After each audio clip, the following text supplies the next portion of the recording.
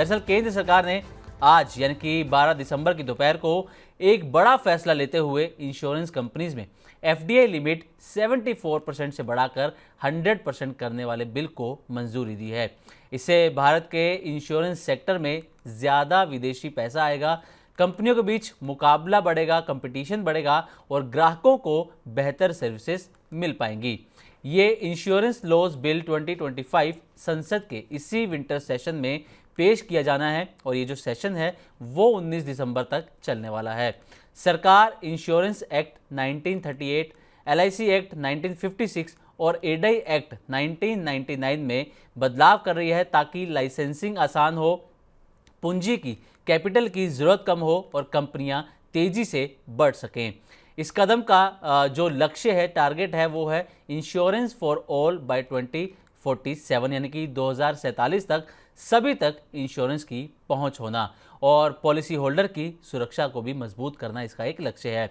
वहीं दूसरी तरफ केंद्र सरकार ने एटॉमिक एनर्जी बिल 2025 जिसे शांति बिल भी कहा जाता है उसे भी मंजूरी दे दी है। इस बिल का लक्ष्य भारत में 2047 तक 100 गीगावाट न्यूक्लियर पावर क्षमता हासिल करने में मदद करना है। अब तक न्यूक्लियर सेक्टर सिर्फ सरकार के नियंत्रण में था, लेकिन इस नए बिल से प्राइवेट कंपनीज को भी शामिल होने की परमिशन मिलेगी।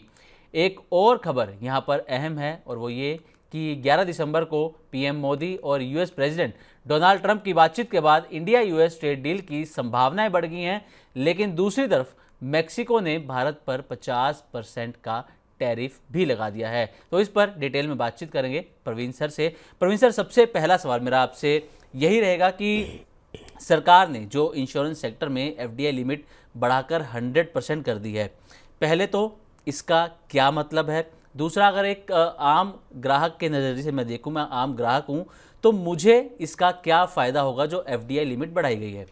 देखिए, पहली चीज़ ये समझिए कि भारत में इंश्योरेंस के मामले में भारत अभी भी अंडर पेनिट्रेटेड कैटेगरी में आता है, जहाँ पे कि ज़्यादातर लोगों के पास बीमा नहीं है। और यहाँ से उस बात की रिक्वायरमेंट शुरू होती थी कि क्या देश में बीमा सेक्टर में एफडीआई बढ़ाना चाहिए, फॉरेन डायरेक्ट इन्वेस्टमेंट को बढ़ाया जाना चाहिए, लाया जाना चाहिए।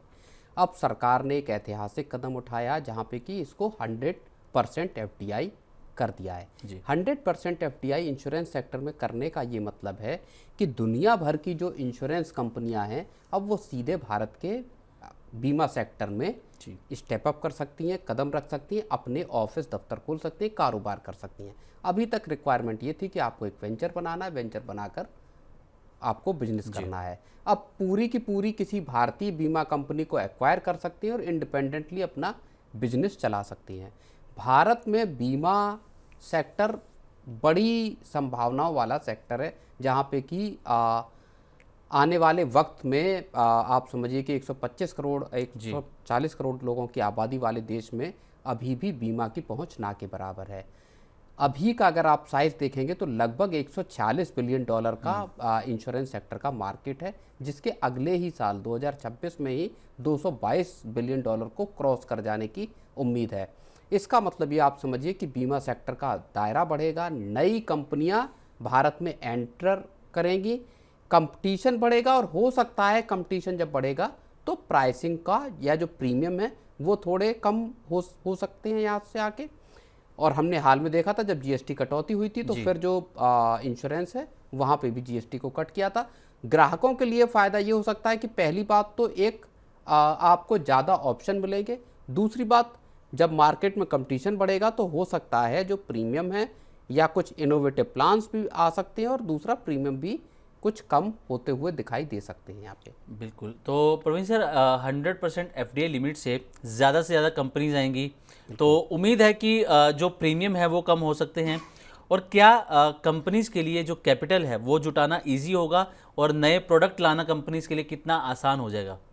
नहीं, देखिए, नए प्रोडक्ट लाने में एक तो ग्लोबल जो प्रोडक्ट एक तरह से कहें इनोवेशन है, उसका भारत में हम उन इनोवेशंस को देख सकते हैं। इंश्योरेंस सेक्टर में बहुत सारे, चाहे जनरल इंश्योरेंस हो चाहे लाइफ इंश्योरेंस हो, यहाँ पे अलग अलग जब कंपनियाँ आएंगी, ग्लोबल लेवल की कंपनियाँ आएंगी, तो इस मार्केट का विस्तार भी अच्छा होगा और गांव देहात तक कंपनियों के पहुँचने की मुहिम भी बढ़ेगी। साथ ही साथ जो कंपनियां, जो भारतीय कंपनियां जो इस बिजनेस से एग्जिट करना चाहती हैं, बहुत सारे अभी जितने भी हैं वो सारे के सारे जॉइंट वेंचर में इंश्योरेंस सेक्टर में काम करें, चाहे हेल्थ इंश्योरेंस को देख लीजिए बाकी।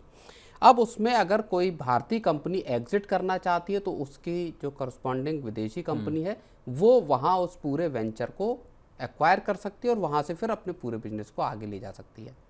प्रवीण सर, अगर इंडिया में इंश्योरेंस पेनिट्रेशन की बात करें तो एक जो डेटा है FY24 के हिसाब से अगर हम देखें तो ओवरऑल जो इंश्योरेंस पेनिट्रेशन है वो 3.7 से 4.2% के अराउंड इंडिया में बैठता है, जो कि बहुत कम है।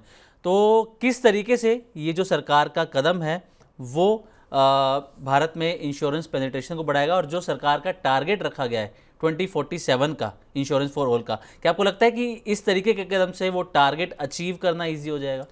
टारगेट अचीव करना इजी हो जाएगा। और एक और बड़ी बात है, जो अभी इंश्योरेंस प्रोवाइड कराने का जो सरकार पे जो बर्डन आता है सरकार के खजाने पर, वो सरकार के खजाने का बर्डन भी ईज आउट होगा। एक जो सोशल सिक्योरिटी नेट बढ़ाने की बात है कि साहब सबके पास एक इंश्योरेंस होना चाहिए ताकि किसी इमरजेंसी सिचुएशन में परिवार के पास पैसा हो, उनके पास एक बैकअप रहे। इस सब के लिए ज़रूरी है कि लोगों के पास एक इंश्योरेंस प्लान जरूर हो। और जब विदेशी कंपनियां आएंगी, जब इस सेक्टर का विस्तार होगा, जब पेनिट्रेशन का लेवल बढ़ेगा, तो वहाँ पे सरकार का बर्डन उसी अनुपात में कम होता हुआ दिखाई दे सकता है। तो इससे सर जो विदेशी कंपनी है वो भारत में आएंगी, तो जो भारतीय कंपनियां हैं, जैसे हम LIC का अगर एक एग्जांपल ले लें, तो क्या उसके लिए कोई खतरा हो सकता है? नहीं, देखिए LIC के लिए खतरे की बात कंपटीशन के तौर पे है। कंपटीशन इस सेक्टर में बढ़ेगा, लेकिन चूंकि IRDAI जैसा रेगुलेटर, सख्त रेगुलेटर मौजूद है जी, तो सारी किसी भी कंपनी को लाइसेंस मिलना हो या उनकी कैपिटल एडिक्वेसी हो या बाकी चीज़ें हो, वो सारी की सारी उन नियमों के अधीन ही होंगी। तो इसलिए कोई ज़्यादा उसमें LIC जैसी किसी कंपनी के लिए खतरे जैसी कोई बात मुझे दिखाई नहीं देती। लेकिन कंपटीशन बढ़ेगा तो प्राइसिंग, इनोवेशन, इन तमाम चीज़ों और उसके साथ ही साथ रोजगार के भी मौके बढ़ते हुए दिखाई देंगे। बिल्कुल, मतलब मेनली देखा जाए सरकार का मकसद है कि ज़्यादा कंपनी आएंगी, कंपटीशन ज़्यादा होगा, प्रीमियम कम हो सकते हैं बिल्कुल। और नए प्रोडक्ट्स आएंगे तो उससे जो हर एक नागरिक है उस तक इंश्योरेंस पहुंचाना आसान हो जाएगा, जो सरकार का टारगेट लेकर चल रही है।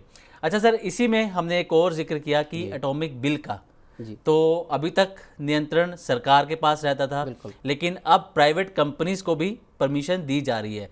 तो सरकार के इस कदम को आप किस तरीके से देखते हैं सर? नहीं, बिल्कुल, ये जो दोनों कदम आज जो कैबिनेट में उठाए गए हैं, चाहे जो न्यूक्लियर एनर्जी के सेक्टर को प्राइवेट सेक्टर के लिए खोलना हो, निजी कंपनियों को खोलना हो, या 100% FDI को परमिशन देना हो इंश्योरेंस सेक्टर में, दरअसल ओवरऑल अगर आप देखेंगे तो ये रिफॉर्म का जो सरकार का पुश या पहिया जो शुरू हुआ पिछले इस साल की शुरुआत से, उसमें एक और स्टेप दिखाई देता है, जहां सरकार और ख़ासतौर पे अभी मोदी जी ने, प्रधानमंत्री मोदी ने NDA सांसदों के साथ एक बातचीत की थी। उसमें उन्होंने कहा था कि सरकार अपने रिफॉर्म के जो पहिया है, जो चक्का है, उसको रोकने वाली नहीं है। तो उसी कड़ी में ये कदम है जहां कैबिनेट ने इस बिल को भी अप्रूवल दिया है। लंबे वक्त से इस बात के कयास लगाए जा रहे थे, उम्मीदें थी कि जो एटॉमिक एनर्जी है, न्यूक्लियर पावर है, वहाँ पे निजी कंपनियों को इसकी इजाज़त दी जाएगी इस सेक्टर में, जैसे सरकार ने एरोस्पेस सेक्टर में प्राइवेट कंपनियों को परमिशन दी कि आप इस सेक्टर में कामकाज कर सकते हैं। उसके पहले डिफेंस सेक्टर में सरकार ने दी।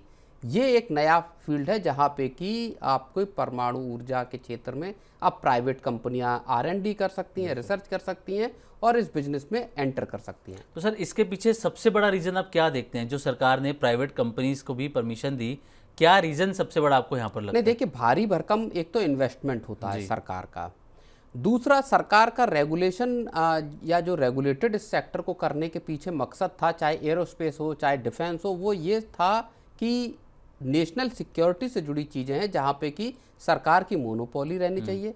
प्राइवेट कंपनी के हाथ में इन सेक्टर्स को देने का मतलब कहीं ये ना हो कि देश की सिक्योरिटी खतरे में पड़ जाए।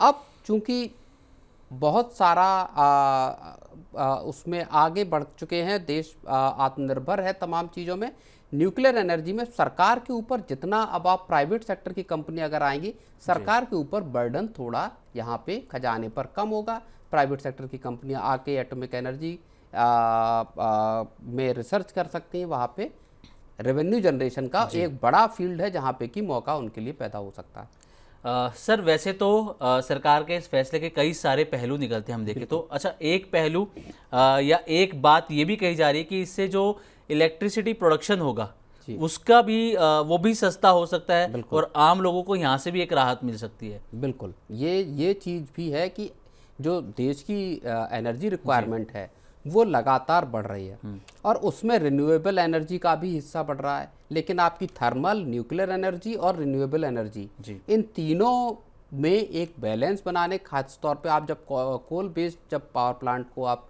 चाहते हैं कि धीरे धीरे उनको फेज आउट किया जाए, तो वहाँ पे न्यूक्लियर एनर्जी आपकी देश की, बढ़ते हुए देश की जो एनर्जी रिक्वायरमेंट है उसको पूरा करने में मददगार साबित हो सकती है। तो ये एक बड़ा जाहिर तौर पे एक बड़ा फैक्टर है। बिल्कुल, ये सरकार ने बड़े कदम, बड़े रिफॉर्म हम कह सकते हैं जो दो उठाए हैं, 100% FDI और एटॉमिक बिल जो सरकार लेके आई है। अच्छा सर, इससे थोड़ा सा अलग हटते हैं, अब आ जाते हैं इंडिया और US की डील पर। तो 11 दिसंबर को PM मोदी की और US प्रेसिडेंट की बातचीत हुई और उसके बाद कयास ये लगाए जा रहे हैं कि अब जल्द ही जो ट्रेड डील पिछले कई महीनों से लटकी हुई है, भारत 50% टैरिफ भी झेल रहा है, तो जल्द ही वो डील भी हो सकती है। तो आपको क्या लगता है कि क्या इस नए साल पर हमें इस ट्रेड डील का तोहफा मिलने वाला है?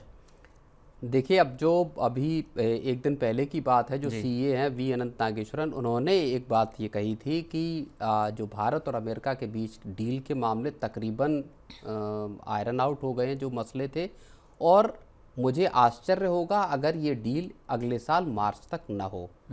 तो इस लिहाज में ऐसा लग रहा है कि चीज़ें सेटल हो गई हैं दोनों देशों के बीच में। अमेरिका के भी जो चीफ ट्रेड रिप्रेजेंटेटिव हैं, उनका भी एक बयान आया था जिसमें उन्होंने ये कहा था कि भारत ने जो डील ऑफ़र की है वो दुनिया के किसी भी देश की ऑफ़र की गई डील में सबसे बेहतर है।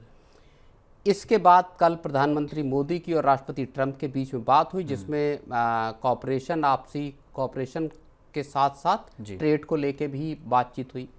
लेकिन यहाँ पे एक चीज़ बेहद अहम है, जो एक कॉमर्स मिनिस्टर पीयूष गोयल का बयान आया है, जिसमें उन्होंने ये कहा है कि हमने अपनी तरफ से ऑफ़र दे दिया है, चीज़ें कर ली हैं, अब अमेरिका की बारी है, उसको अगर ये ऑफ़र ठीक लगता है तो डील हो, नहीं लगता है तो वो अपना टाइम लें इस पे। भारत को कोई हड़बड़ी, कोई जल्दबाजी नहीं है इस डील को करने की। इसका मतलब थोड़ा सा संशय, थोड़ी सी आशंका यहाँ पे पैदा होती कि क्या चीज़ें, और जबकि अभी 9 तारीख से लेके 12 तारीख तक जो US ट्रेड की जो रिप्रेजेंटेटिव्स की एक टीम है वो भारतीय है, तो वो बातचीत चल रही है उनकी। और इसमें आप ये समझकर चलिए कि अगर पीयूष गोयल का ये बयान आया है तो मुझे लगता है कि अभी थोड़ा और वक्त लग सकता है। इस साल के आखिर तक क्या डील हो पाएगी, दिसंबर के एंड तक थोड़ा सा मुश्किल लगता है। हो सकता है ये अगले साल के उस तक जाए, जनवरी फरवरी तक। बड़ी चीज़ ये है, लेकिन झटका एक यहाँ पे भारत को जरूर लगा है, जो मैक्सिको के हवाले से लगा है। बिल्कुल, मैक्सिको की अब हम बात कर लेते हैं sir. India US trade deal की हमने बात कर ली, वहाँ पर उम्मीद जताई जा रही है कि जल्द ही डील हो सकती है, लेकिन दूसरी तरफ मैक्सिको ने हमारे ऊपर 50% टैरिफ लगा दिया, और सिर्फ हमारे पर नहीं बल्कि China, south Korea, Asian countries काफ़ी सारी हैं जिन पर ये 50% टैरिफ लगाया। और भारत में जो सबसे ज़्यादा इम्पैक्ट होता हुआ नजर आएगा वो ऑटोमोबाइल सेक्टर हो गया, कपड़े, स्टील, प्लास्टिक, ये जो सब हम वहाँ पर भेजते हैं चीज़ें। तो अगर हम एक्सपर्ट्स भी ये कह रहे हैं कि जो ऑटोमोबाइल सेक्टर है, ऑटो इंडस्ट्री है, इस पर बड़ा इम्पैक्ट पड़ेगा। तो अगर वहाँ पर वो ज़्यादा पैसा चुकाएंगी कार कंपनीज, तो क्या वो पैसा फिर भारतीय बाज़ार से, भारतीय कस्टमर से वसूला जाएगा?